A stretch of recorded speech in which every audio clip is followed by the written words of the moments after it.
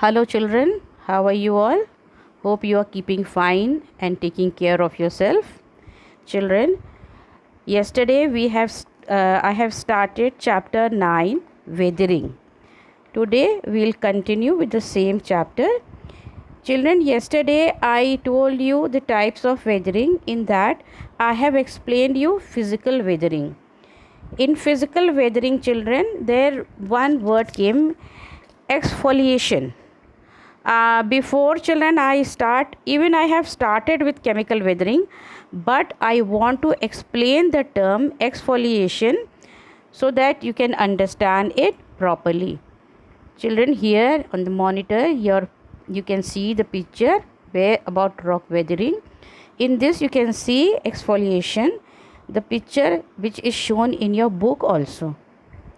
Now, children, in easy word, the meaning of exfoliation is peeling away of sheets of rocks, millimeter to meter in thickness. You can see how the rocks has been peeled off from the surface.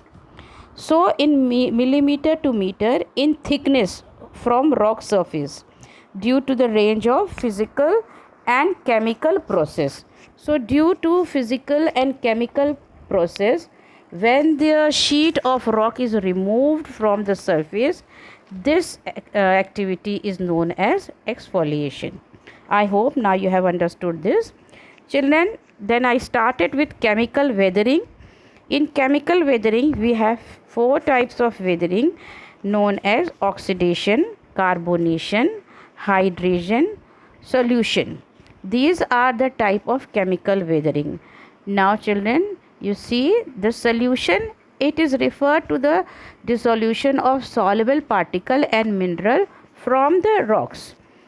In soluble this happens, and moreover in your book it is written that it is the process to which mineral in the rock dissolve in water.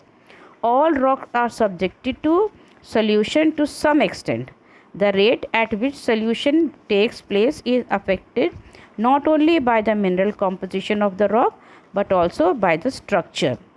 For example, sedimentary rocks. Now next is, children, here the table may be in different order, but all the points are there. Then, children, oxidation is a reaction of atmospheric oxygen to form oxides.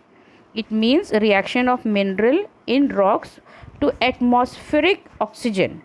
The rainwater also contain atmospheric oxygen.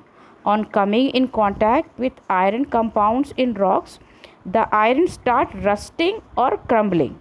The color of rock also changes to red, yellow or brown. You can see, children, when iron material is kept outside, then they are come in contact with oxygen and they also start rusting, and rust are brown or yellow or brown or red in color.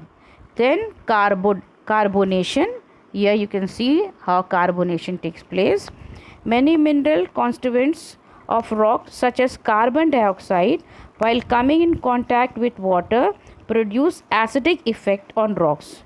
This action dissolves most carbonate rocks such as gypsum, marble and limestones. Then comes hydration.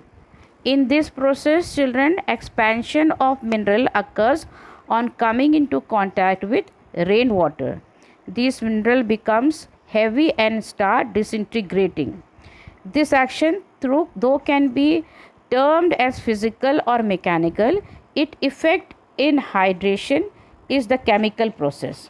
Rock like feldspar are converted into kaolin. Now, children, they can be physical, they can be named as physical or mechanical, but because of the reaction they are known as hydration.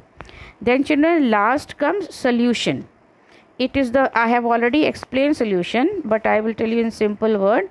It is a process in which mineral in the rock dissolve in water. All rocks are subject to solution to some extent. Now, children, here we complete two sections of weathering, that is physical weathering and chemical weathering. The last we will come to biological weathering.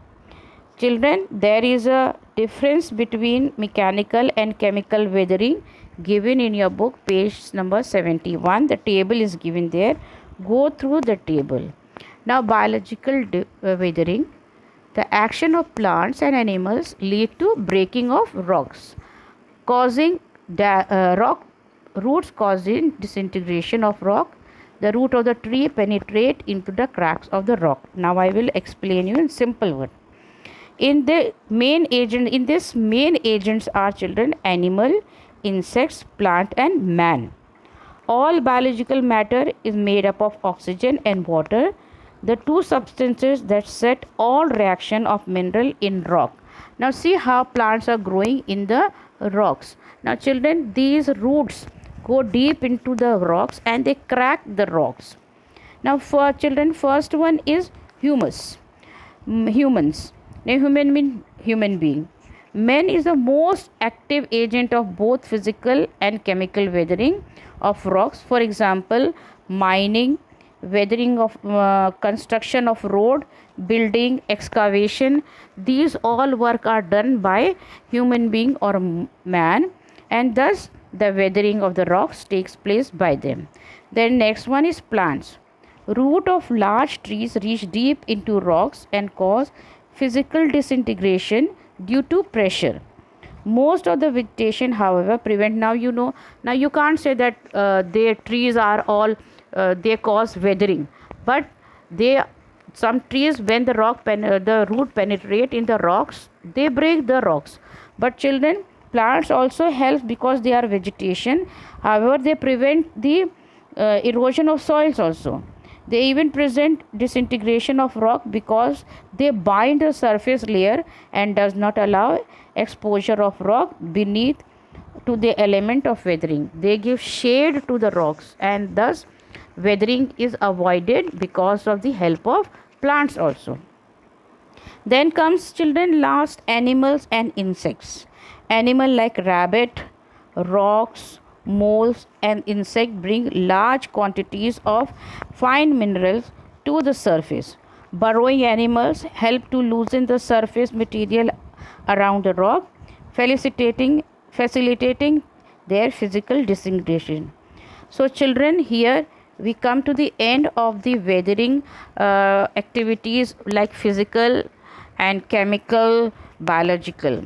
Now children, weathering in different climate. Weathering can take place in different manner in different climate. Weathering is not same in all kind of climates. Like in equatorial climate, humidity and temperature is constantly high. Weathering, especially chemical weathering, is more active in this region. Then comes tropical climate. There is a marked dry season and wet season. Difference in heating leads to constantly high rate of evaporation.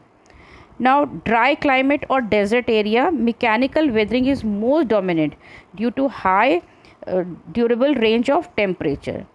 Then in mid latitude and temperate climate, the most powerful agent of weathering is the frost action. In limestone areas, solution or chemical weathering operates in the large scale. And in polar climate, physical weathering due to the frost action is more prevalent. So children, here you will see that weathering in different areas, in different region, are of different types. Now we come to the end of the chapter, children. In this chapter you have learned about 3 type of weathering and what actually the weathering is. I hope you have understood the chapter with the help of the picture provided and various kind of notes which I have shown you, or in simple word that I have tried to teach you, children. It is not a very big chapter, children. It will take only one day. You sit for 1 hour and read the chapter before doing any written work. So till then, I think, children, it is enough for today. I have completed the lesson. We'll start with the next lesson, or we will discuss question answer in the next class. Till then, children, take care of yourself. Don't go out of the house. Stay inside. Bye. Have a good day.